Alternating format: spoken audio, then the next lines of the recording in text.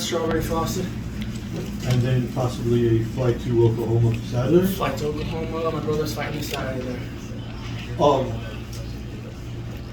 Also, congratulations. You are now the youngest person to be called out by Jake. It had to be brought up. Again, though, I mean, does it keep happening? Mm-hmm. Yeah. So, overall, what is your feeling about that? I don't really care. It doesn't make sense to me. I fight at 155. He fights at 185. You can call me out 30 times. It's really not going to do anything. I mean, I'm an MMA fighter. And I'm still an amateur. I mean, isn't he a pro? He's a pro fighter. So I'm an amateur. I'm still working my way up. I'm not like a name versus name money fight right now. I'm just trying to focus on what I'm trying to do. Now, looking at tonight, what's the next step for you to keep improving inside the cage? Just getting better and better. If I'm gonna be honest, I'm not really that happy with my performance. I felt calmer, but there's certain things that I gotta do to just get better and better.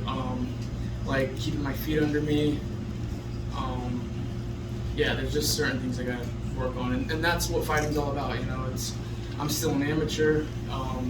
The fighting journey is a learning journey as well, so it's just about getting better and better.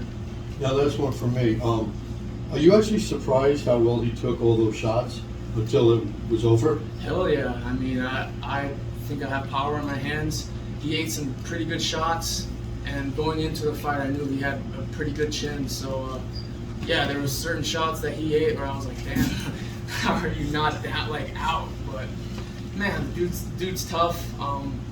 When I put him down for like half a second, I thought he was out. And I assumed that the ref thought the same thing, and that's why he stopped the fight soon. I think it was an early stoppage, but, you know, it doesn't really matter. A win's a win, I guess, and I'm going to just take it. Well, thank you very much.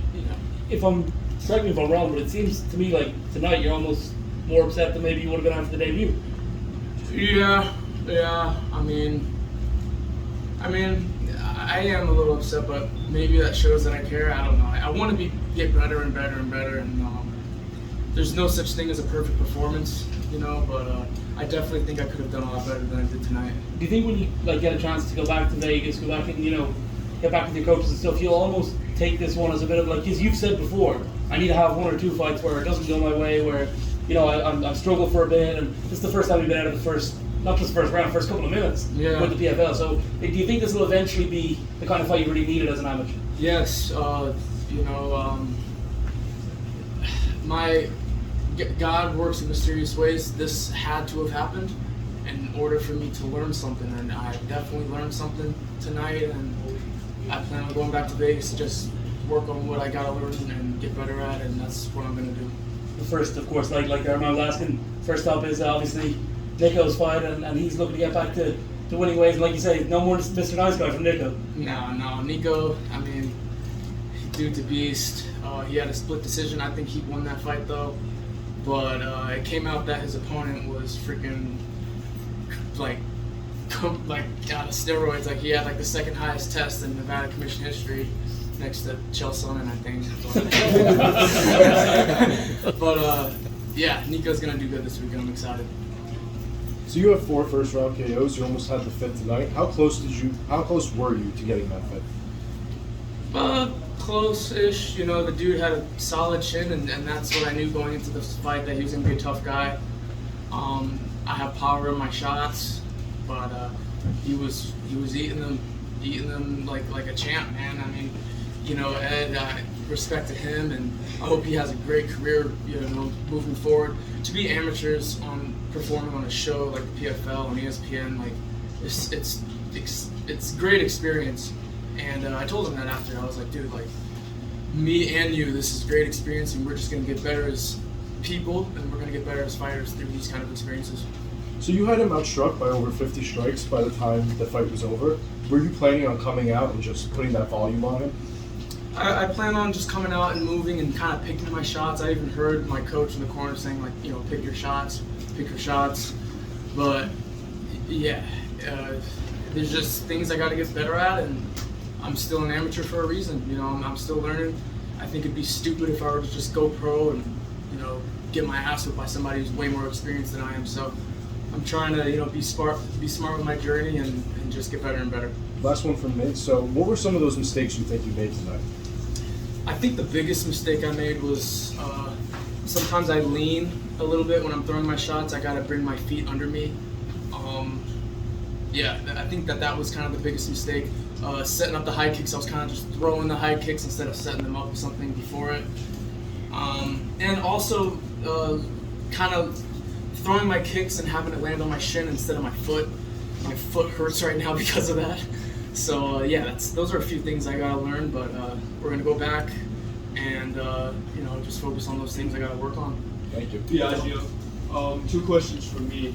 Your aunt Layla is one of the greatest boxers of all time. Do you do any game planning with her before your fights? No, Layla's she's been very busy. She has a great career.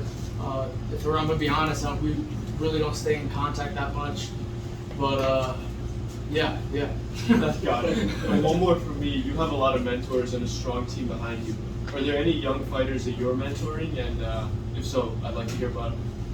Not really. I would love to be a mentor to young fighters, but I'm a young fighter myself, so I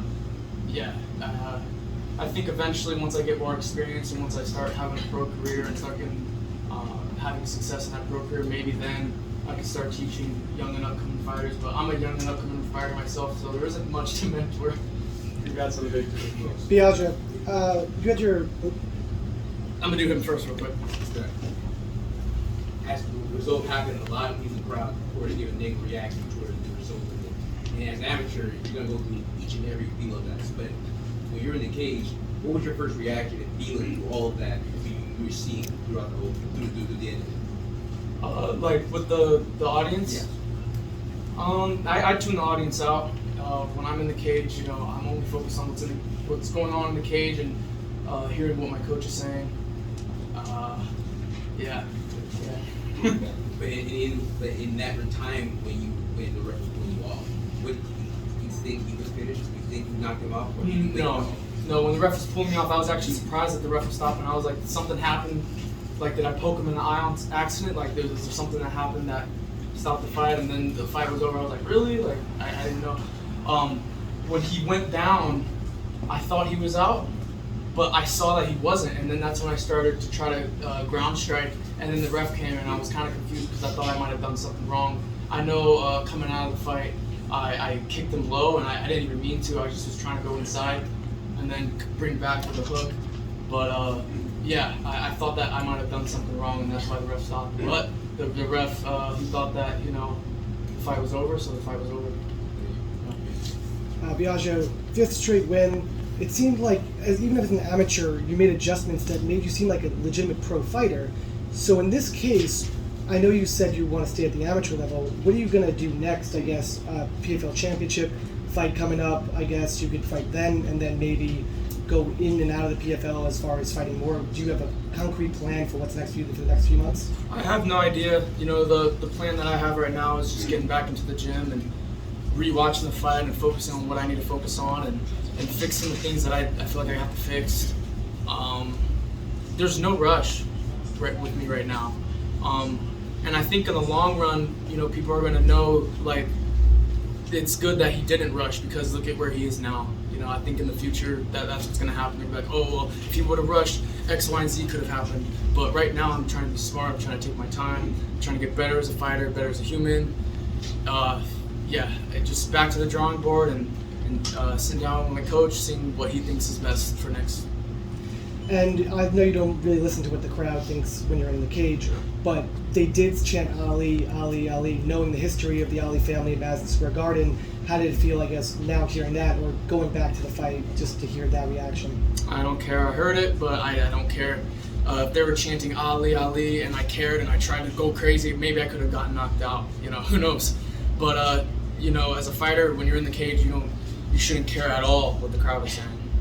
And finally, for me, with Niko fighting this weekend, all your adjustments that you've made, all the adjustments that he's made, what do you think of the two of you leading the charge for an Ali family resurgence, I guess, or just both of you doing your own thing in combat sports? I think that's what we're doing. Niko's he's doing his best as an up-and-coming boxer right now, and I'm trying my best as an up-and-coming MMA fighter. This was only my 6th fight, and I felt a lot more calm. You know, some amateur fighters, you know, in their 6th fight, they're still like going crazy and stuff like that. But I feel like I'm getting calmer and calmer as I go. I'm getting more and more experience, and I'm just, the fighting journey is a learning journey, and I'm learning each and every day. Thank you. What's up, Congratulations. Thank you. Yeah. So, hearing a lot of the questions being asked from your previous matches to now, it feels like there's a lot of pressure and people wanting you to become pro versus you trying to tell everyone that you're going to be amateur. How do you kind of handle that tension? To be honest, I'm gonna do what I want to do. I'm not gonna do what people want me to do. People want me to go pro tomorrow. I'm not gonna just do what people tell me to do. I'm gonna do what I think is smart, what my coach thinks is smart, and I don't care if people like it or not. What's up, Biaggio? You're an intelligent young man, but I gotta say, I agree with you on a lot of things. I disagree with you. I don't think that was too early of a stoppage. I think the ref has short leash on amateur fights, and it seemed like the guy was out when he was going down. So that's just my take. But it seemed like you picked up the pace as the fight went on. How did you feel in that second round? Like the gas tank, you showed off the cardio. Do you feel like you really, like, I don't know, showed off the cardio? A little bit. You know, I felt good. I feel like I was afraid to be fatigued, and being afraid of being fatigued was fatigue in and of its own. Yeah, that's how I felt cardio-wise. But again, like, I'm at Extreme Couture, I could definitely do more and more with my cardio. I work part-time security at a nightclub, so sometimes my sleep patterns are off, and there's certain days where I kind of miss grappling because my sleep schedule is skewed up, and I try to adjust it, but I'm not going to be working at the nightclub that much longer, so because of that, I'm going to, you know, fit in as much grappling classes and working on systems and game plans as much as I can, and just improving that, and I think that will improve my cardio. It seemed like you and Steph had a bit of a lengthy conversation following the fight right there in the cage. Could you share anything that he said? I actually forgot what he said this time. I was still kind of like, it's over? Like, I was still kind of thinking that. But usually, before this fight, every fight that I've had in the PFL, Ray comes up to me and says, "What took you so long?" So, but he didn't say that this time because I went into the second round, and when it was going to go into the third, so yeah.